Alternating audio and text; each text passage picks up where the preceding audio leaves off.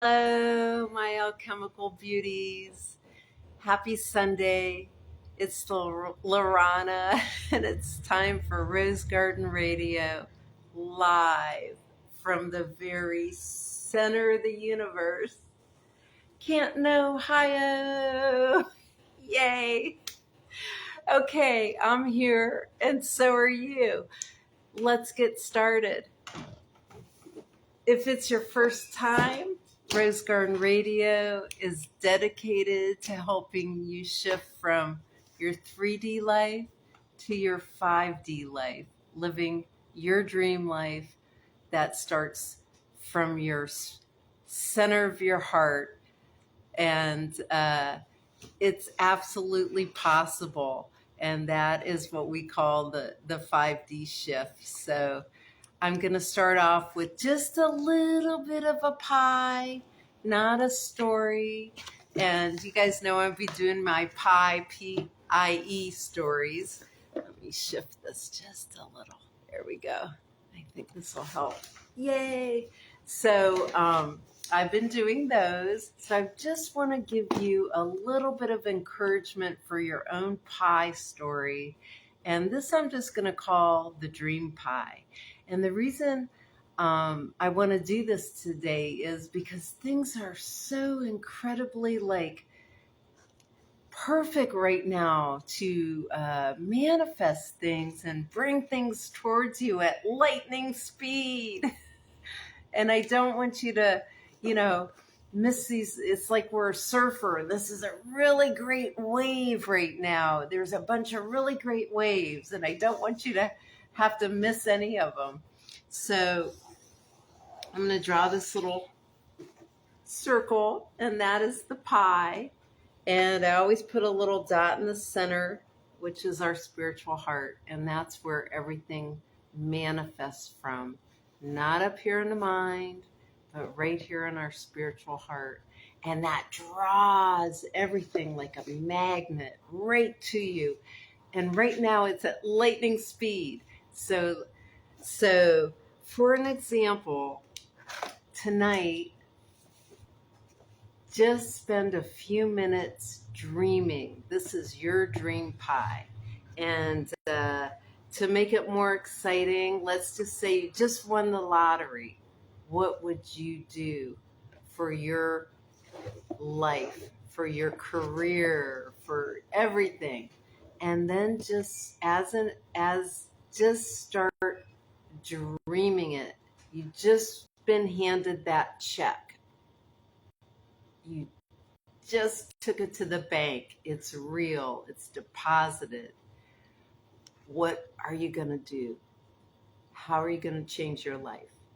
And then just think about that and specifics. Who are you going to call first? What you going to do? What building are you going to rent? Are you going to start a business? Are you going to go to school? Are you, going to adopt some kids? I mean, whatever. Just start dreaming your dream pie. Because usually I tell you the stories are real that have really happened to people that we know in our community. But this is how they're dreamed up. And you can do this just by starting with that dream, okay? And so that's all I wanted to touch on today because lightning is striking. And it's ready to strike your pie and your life. So just start imagining that dream pie for yourself. That's it. It's as easy as pie. That's what I keep. That's why I keep doing it. I'll never give up on you guys, right? Anyways, or myself, more importantly. So we're back with, you've been helping me edit. Hopefully, this is the last deep edit of A Weekend with Aunt Lorana and the Sisterhood of the Golden Rose. And it's the first volume in the Amy Hill series. Amy Hill is my niece, who is one of the stars of this book. So, and when I read it out loud, it really, really helps me. And I appreciate all your comments and suggestions, whether you, private message me or however you deliver them, just by, I pick up on them. So I'm so appreciative. So without any further ado, let's read a few pages. And I've worked on this section today, but reading out loud really, really helps. So this is where we left off last time. And this is Amy speaking now. I can't believe I haven't even thought of checking my text messages until now, I giggled, feeling my stomach rumble. I was surprised. I was starving again. I know, it's easy to get pulled into one dimension and totally forget about another, Aunt Lorana said, giggling. I'm starting to feel hungry again, too. Let's go to one of those taverns, Benjamin recommended. It feels like we just finished our breakfast, but I'm ready to eat again, I answered, getting more comfortable with my aunt's intuition. I like that we had a destination. We just need to tune in and adjust, Aunt Lorana said. We are not in linear time anymore, Amy. The past, present, and future are all one at a certain point. I know it may go against everything you've been taught, but time is like a layer cake with everything happening simultaneously. Time can also feel like a spiral and is very mysterious. I should say, time can also roll out. I like that better.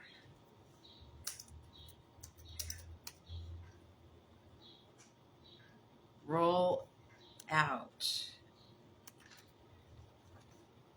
Okay. Aunt Lorana, I'm a little confused. This is all really, I don't know, surreal. Yet it feels more real than anything else I have ever experienced, I said, ready to get on with our adventure. I caught a whiff of a pleasant smell drifting by. As I sniffed the air, my eye caught on a large building across the street. Now, that little paragraph isn't really right, so I'm going to have to work on that. It's not flowing. But anyways, look, there's Independence Hall, I exclaimed, stopping and staring at it. I can't believe it is just being built.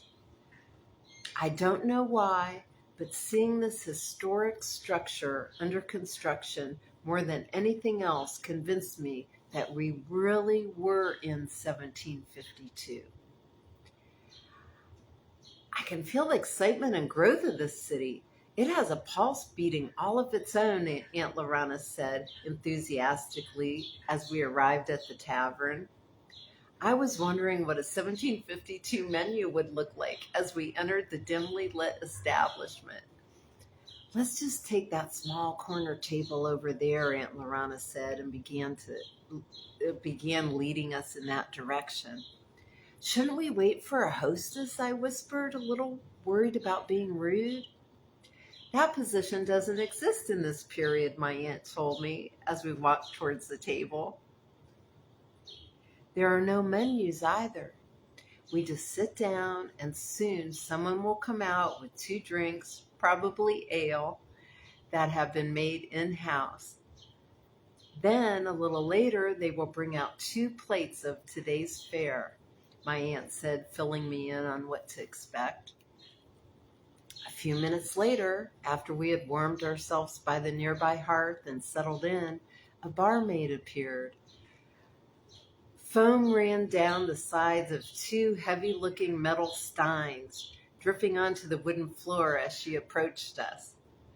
It's done! I screamed in my mind to Aunt Lorana as she placed the drinks on our table, smiled sweetly, and walked away. I continued watching her as she wiped her hands dry on her layered skirts as she walked away. Okay, that's not right. I continued watching her wipe her hands dry on her layered skirts as she walked away. It's Dawn, Aunt Lorana. I can't believe it. She doesn't know us. And she's a waitress, I said, barely able to control my desire to get up and follow her. Yes, it certainly is, Dawn. In the reality we share with her, she is a vibrant woman, an actress, and a wife. My aunt looked deeper into my eyes. Are you shocked that Dawn is a waitress here? I was, but I wasn't sure why. I've learned to honor every position in society because I believe we're all here to spiritually grow and find joy, no matter what our job or life circumstance is, Aunt Lorana shared with me, smiling her deep inner smile. I should say her deep, maybe knowing smile. Let's leave it at inner. Should we tell Dawn, should we tell Dawn she knows us?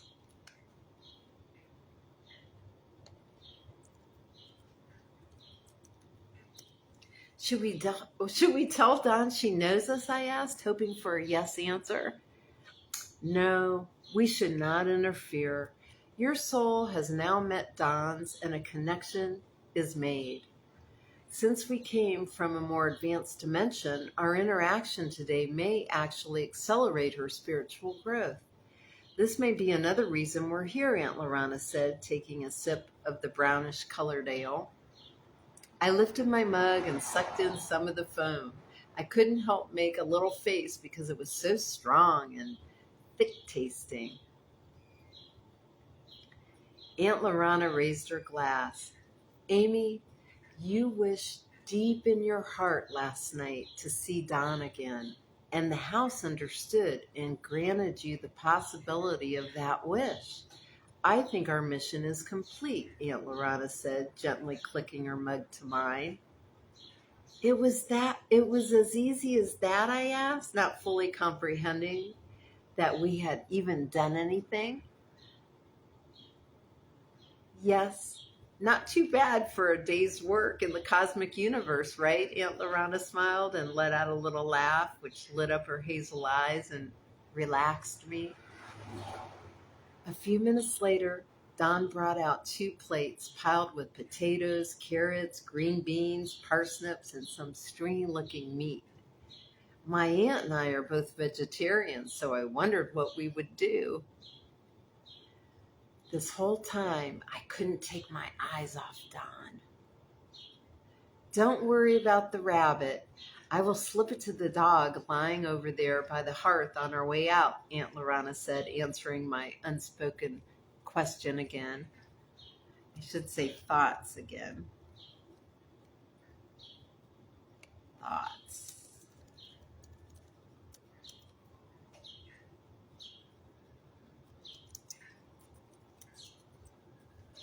Okay. I was super hungry and the vegetables were very tasty.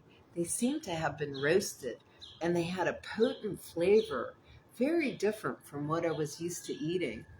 This is tastier than what I'm used to, I said in between ravenous bites. It sure is. I'm in nirvana with every mouthful. They slow cook everything in a wood-fired oven, and those heirloom plants have never been touched by pesticides or chemicals. The only fertilizer they receive comes from nature, my aunt informed me. No wonder they're so good. BTW, how are we going to pay for this? I asked. Good question, my aunt said, thinking about it for the first time too.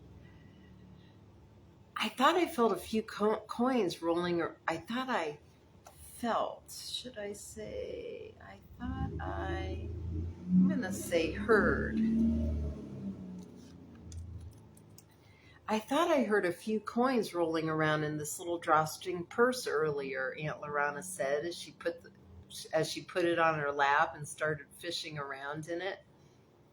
"Oh, I feel some," she said, while her face lit up with a big smile.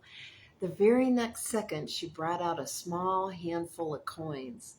"They must have fallen out of this," Aunt Lorana said, pulling out a pouch filled with more coins. "Those look like gold," I gasped,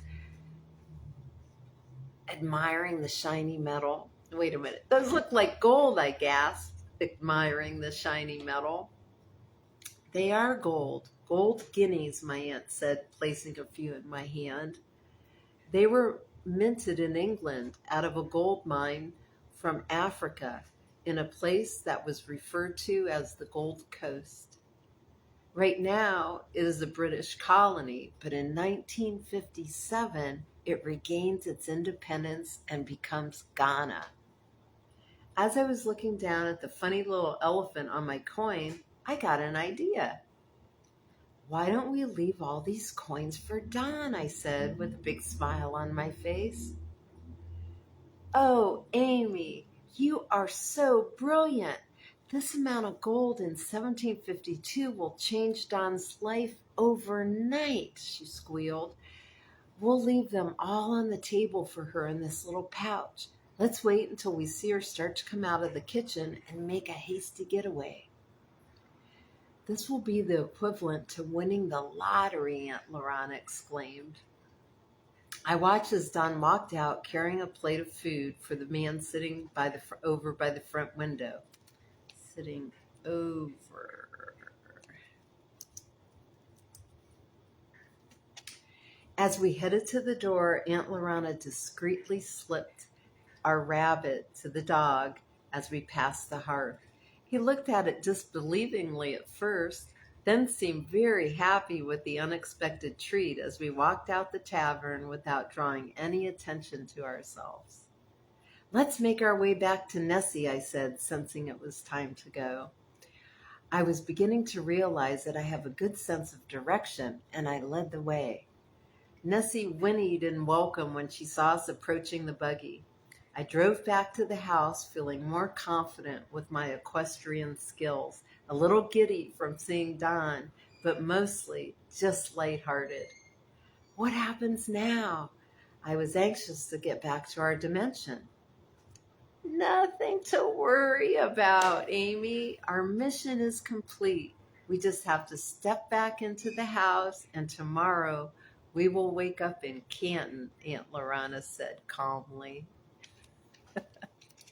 Well, that's all I have for today. Thanks for joining me. I'm hoping it's a really special Sunday for you. And I know it is for me. It has been, and it's going to continue. So anyways, I love you all. Thanks for all your help, and I'll see you next time. Have a great day.